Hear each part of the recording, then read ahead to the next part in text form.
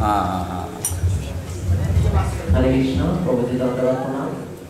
প্রভুজি আমার প্রশ্ন নয়, আমার জানার ইচ্ছা, আপনার আলোচনা থেকে যদি কৃপা করে একটু বলতেন। দুটো জানার ইচ্ছা। এটা একটা হচ্ছে আপনি বলছেন যে দেবহূতি কন্যাদের, আচ্ছা দেবহূতির কয়জন কন্যা যদি কৃপা করে একটু বলতেন। দেবহূতি দেবহূতির কয়জন কন্যা?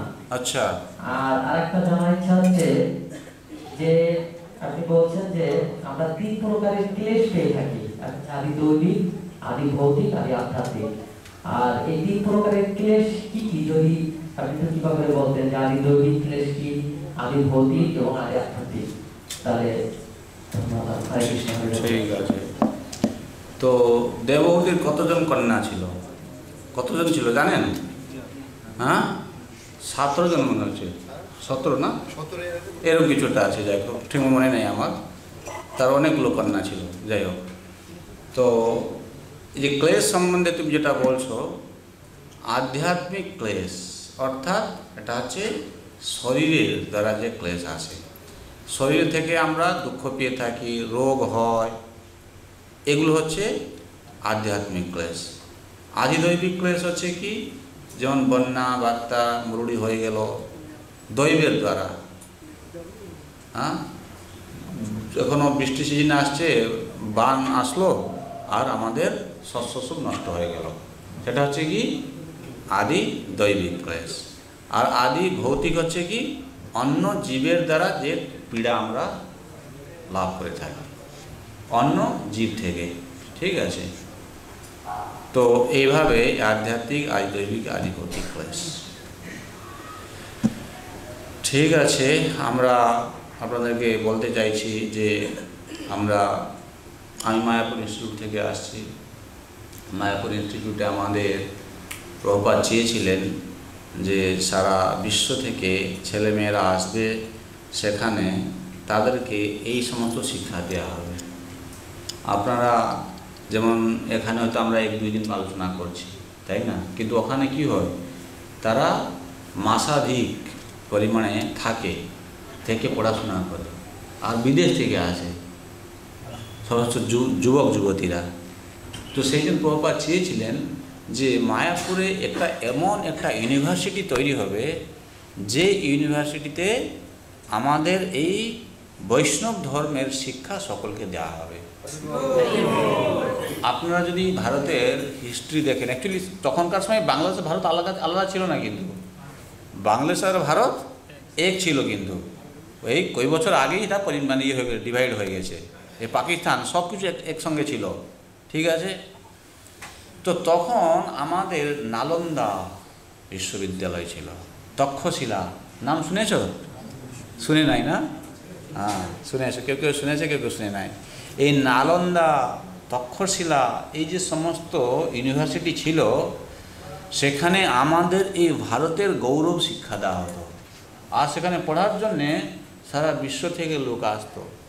এই যে এখন যে এয়ারপ্লেন চলছে, এই এয়ারপ্লেন টেকনোলজি প্রথম কে দেশ শুরু করেছিল জানো? জার্মানি। আর এই এয়ারপ্লেন টেকনোলজি জার্মান কোথায় থেকে পেল?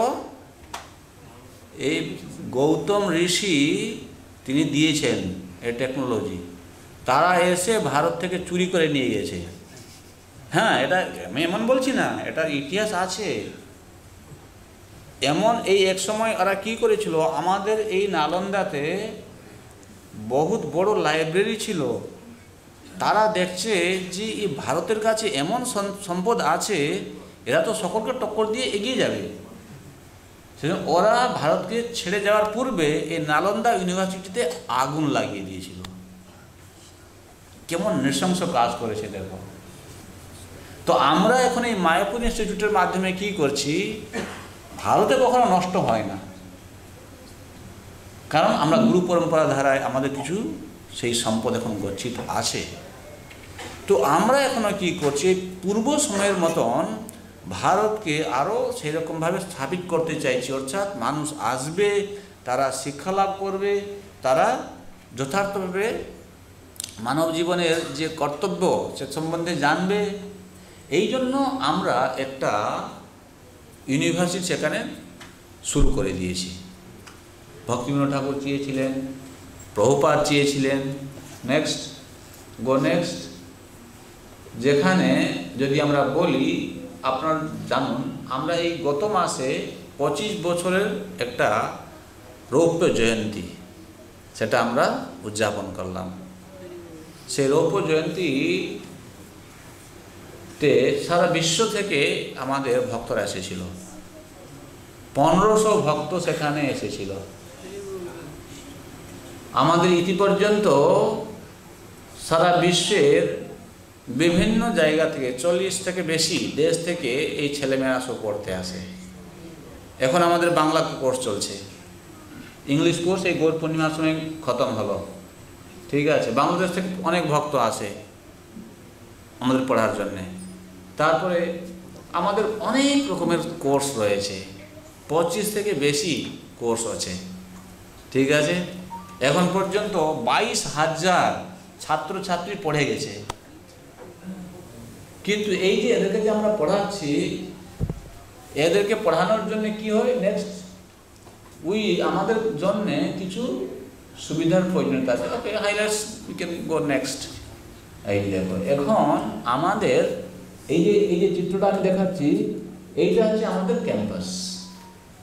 অর্থাৎ একটা 11 একর জমি নিয়ে একটা ইউনিভার্সিটি হবে ওখানে, যেখানে ছেলেরা আসবে তাদের থাকার জন্যে, তাদের খাওয়ার জন্যে, পড়াশোনা করার জন্যে, খেলাধুলা করার জন্যে, পার্ক থাকবে বিভিন্ন রকম, মানে এগুলো পুরো একদম ইউনিভার্সিটির মতো তৈরি হবে।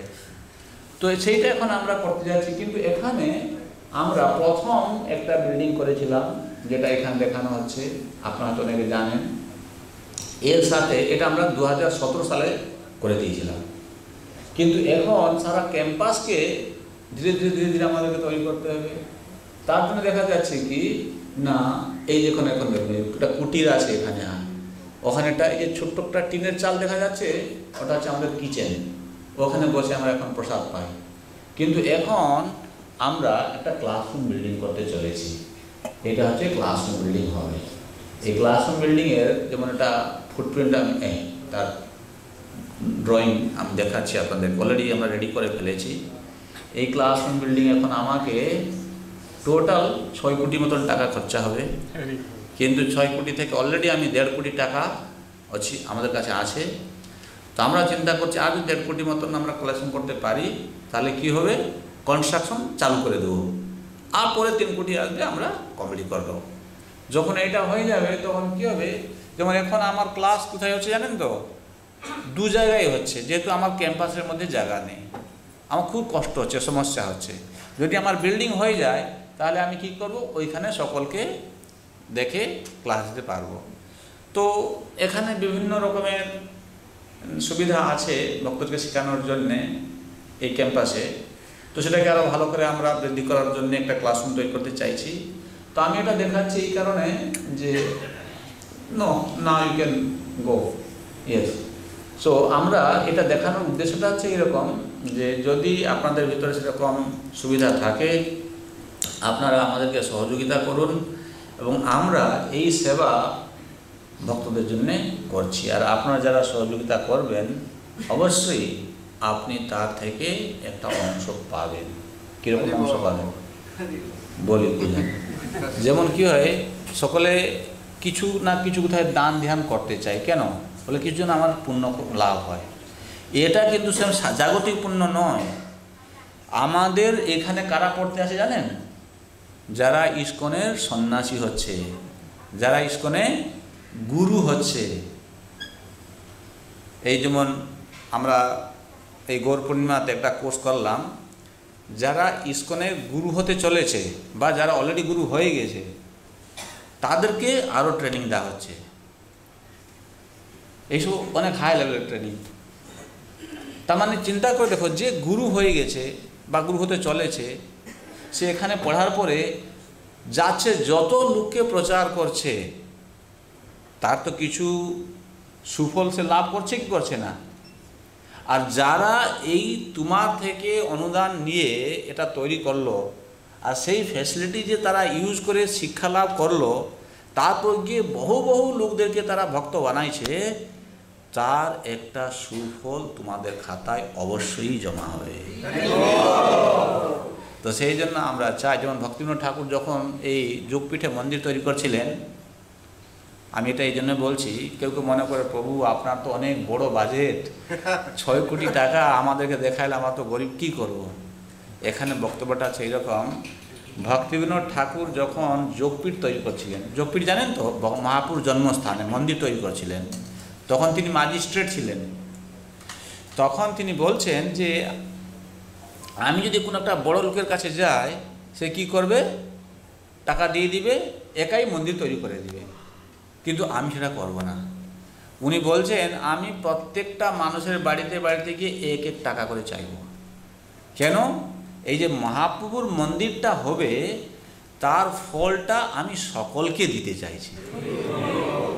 একটা বড় ধনী মানুষ যদি সে যদি একবারে দিয়ে দেয়, তাহলে তো সে সব কিছু নিয়ে চলে গেল, আর অন্য মানুষ কোথায় পাবে মহাপ্রভুর কৃপা? সেই জন্য অল্প অল্প দিলেও সকলে যেন মহাপ্রভুর কৃপা পায়, সেই জন্য প্রত্যেকের থেকে তিনি 1 টাকা করে নিয়েছিলেন।